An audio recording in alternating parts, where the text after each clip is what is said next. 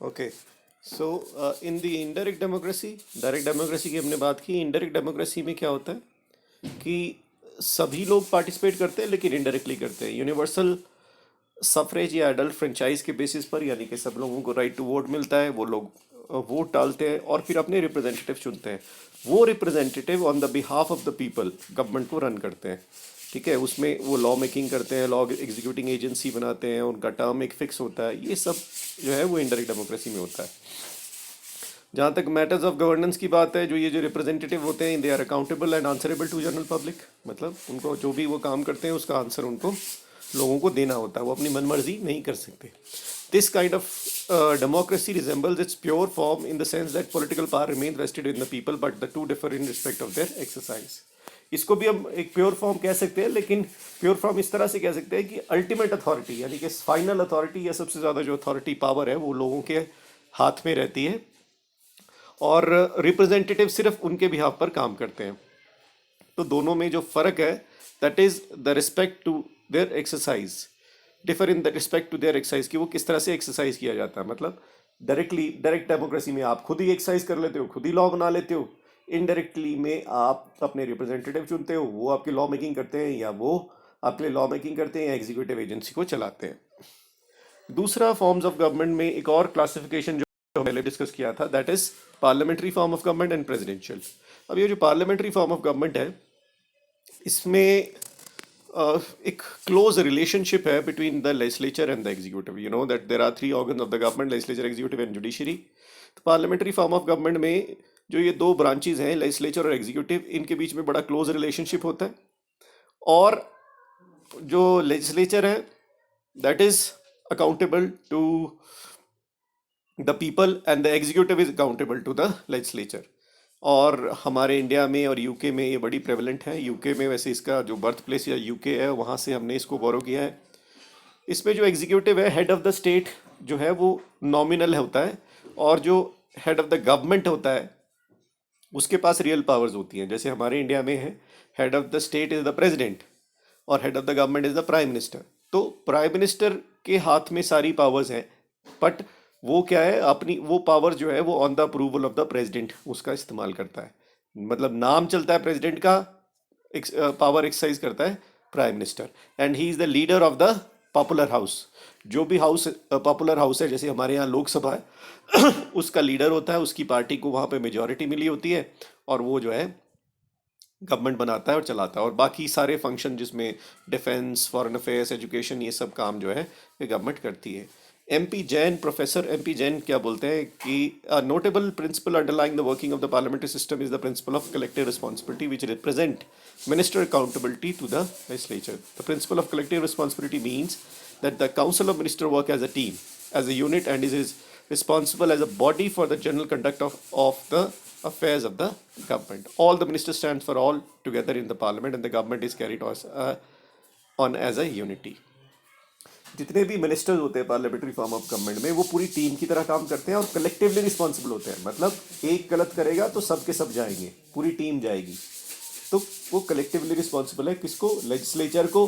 और लेजिस्लेचर में हमारे रिप्रेजेंटेटिव्स हैं, एक तरह से आप कह सकते हो they are collectively responsible to the people as well. इसको हम कैबिनेट फॉर्म ऑफ गवर्नमेंट भी बोलते हैं। क्यों? क्योंकि जितने क्रूशल डिसीजंस हैं वो कैबिनेट में लेते हैं। कैबिनेट वो है जो मिनिस्टर्स, जो इम्पोर्टेंट डिपार्टमेंट्स के मिनिस्टर्स हेड होते हैं, जो कि प्राइम मिनिस्टर बनाता है, उसको हम कैबिनेट बोलते हैं। आपने सुना भी होगा, न्यूज़ में अक्सर बोला जाता है कि कैबिनेट मीटिंग होगी, उसमें डिसाइड किया जाएगा कि ऐसा करना है, लॉकडाउन बढ़ाना या नहीं बढ़ाना, you know, all these things. तो कैबिनेट, प्राइम मिनिस्टर अकेले कोई डिसीजन नहीं लेता। वो कैबिनेट मिनिस्टर, जितने भी उसके इंपॉर्टेंट मिनिस्टर्स हैं, उन वो कैबिनेट मिनिस्टर्स होते हैं। उन मिनिस्टर्स के साथ डिस्कशन में जो है वो इंपॉर्टेंट डिसीजन लेता है। फिर नेक्स्ट आपका आ गया इसके कंपैरिजन में प्रेसिडेंशियल फॉर्म ऑफ गवर्नमेंट।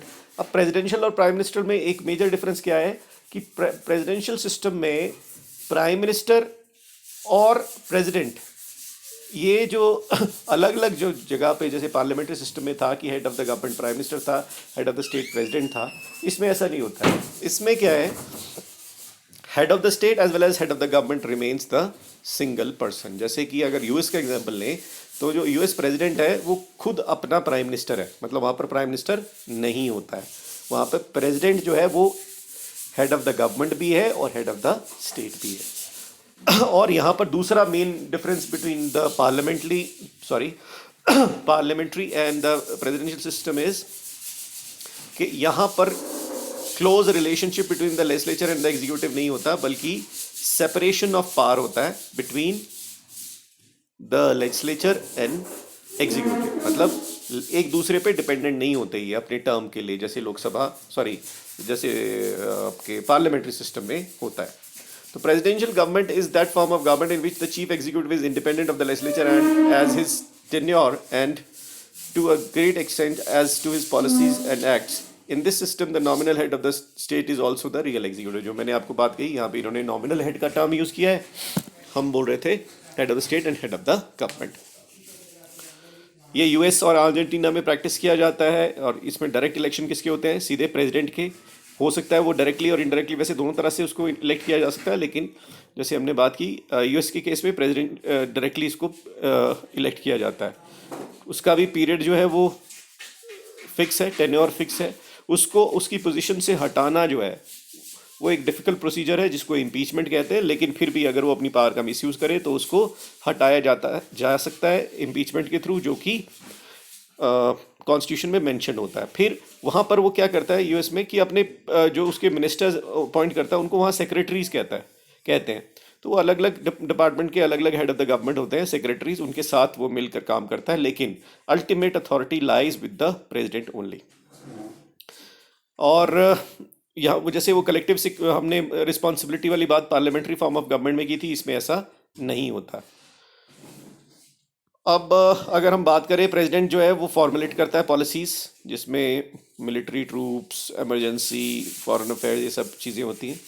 और अब प्रेसिडेंट जो है जो लॉ मेकिंग जो है उसमें क्या होता है कि प्रेसिडेंट का अप्रूवल ज़रूरी है। तो वहाँ पर सिस्टम इस तरह का बनाया गया है जिसको हम सेपरेशन ऑफ पावर बोलते हैं, कि तीनों ऑर्गन अपनी अपनी पेरिफेरी में काम करते हैं, लेजिस्लेचर, एग्जीक्यूटिव एंड जुडिशरी अपनी अपनी पेरिफेरी में काम करते हैं, और उनमें सेपरेशन ऑफ पावर है, और एट द सेम टाइम्स एक दूसरे के ऊपर चेक मेंटेन करते हैं, जिसको हम चेक्स एंड बैलेंसेस भी कहते हैं। तो ना तो प्रेसिडेंट एक हद तक अपनी मनमर्जी कर सकता है, क्योंकि उसके ऊपर वहाँ की कांग्रेस का, जिसको हम जैसे हम पार्लियामेंट बोलते हैं वह कांग्रेस बोलते हैं, और जुडिशरी का चेक है। सिमिलरली जुडिशरी को भी अपनी मनमर्जी नहीं कर सकती, क्योंकि प्रेसिडेंट का और लेजिस्लेचर का चेक है उस पर, और लेजिस्लेचर भी अपनी मर्जी नहीं कर सकती क्योंकि प्रेसिडेंट का और जुडिशरी का चेक है। तो ये सब आपस में एक दूसरे पे चेक बना के रखते हैं, जिससे कि सभी ऑर्गन अपनी अपनी पेरिफेरी में काम करते हैं। ठीक है, तो इसके अलावा आई थिंक नेक्स्ट टॉपिक जो हमारा है वो है यूनिटरी एंड फेडरल स्ट्रक्चर। यहाँ पर यूनाइटेड स्टेट्स का स्ट्रक्चर भी दिया है, आपके फ्लो चार्ट आप देख सकते हैं। ठीक है, लेजिस्लेचर जो है वहाँ पर और एग्जीक्यूटिव, जुडिशरी, उनका अलग अलग जो रिस्पॉन्सिबिलिटीज़ हैं उनको डिफाइन किया गया है। जैसे हाउसेज हैं वहाँ पे, एक हाउस ऑफ रिप्रेजेंटेटिव होता है, दूसरा सीनेट होता है, 2 हाउसेज हैं वहाँ पर भी, जैसे हमारे यहाँ 2 हाउसेज होते हैं। और वो क्या करते हैं, ट्रीटीज़ को रेटिफाई करते हैं। जो भी ट्रीटीज़ एग्जीक्यूटिव करता है, एग्जीक्यूटिव मतलब प्रेसिडेंट एंड हिज ऑफिस। फिर प्रेसिडेंट का क्या क्या काम है, उसका इन्फोर्समेंट का काम है, लॉ इन्फोर्स करता है। आर्मी का, आर्म्ड फोर्सेस का कमांडर इन चीफ है वो, और नेशनल मिलिट्री का भी चीफ है। फिर जितने स्टेट डिपार्टमेंट्स हैं उनको हेड करता है, सारे सेक्रेटरी उसी को आंसरेबल होते हैं। जितनी भी कंट्रीज़ में ये अपने एम्बेसडर्स अपॉइंट करते हैं, ये भी सारे एग्जीक्यूटिव ही अपॉइंट करते हैं, ये प्रेसिडेंट ही अपॉइंट करता है। ठीक है, मिलिट्री के सारे रोल जो है उन्हीं के हाथ में है। अच्छा, दूसरी बात आ गई, सुप्रीम कोर्ट जो है ये जुडिशरी है, और ये इंटरप्रेट करता है ट्रीटीज़ को, और एडजुडिकेशन का काम भी इसका ही है। तो I think that's it for the day. अगले वीडियो में हम बात करेंगे यूनिटरी एंड फेडरल स्ट्रक्चर की। And till then take care, God bless.